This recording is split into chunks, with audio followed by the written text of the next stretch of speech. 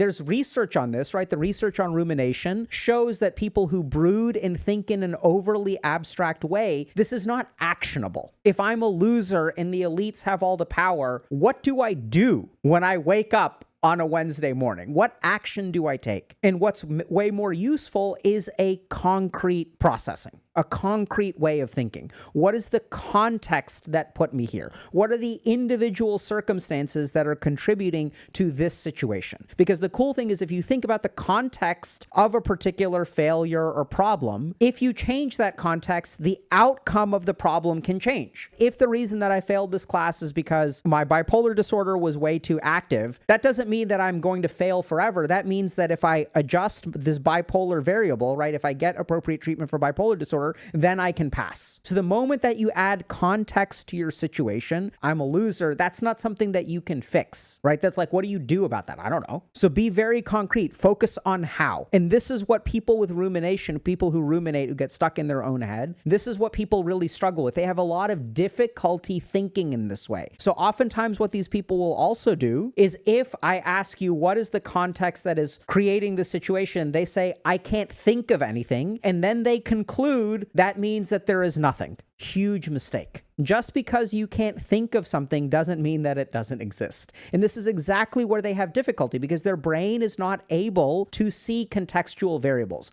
It requires way more stretching of their calculative function to be able to find these concrete variables. Their brain is very tuned to abstract, big picture, meta, superordinate kind of ideas, right? They're deep thinkers, big thinkers, but they have a lot of difficulty thinking about how, the mechanism, the concrete stuff, the contextual stuff.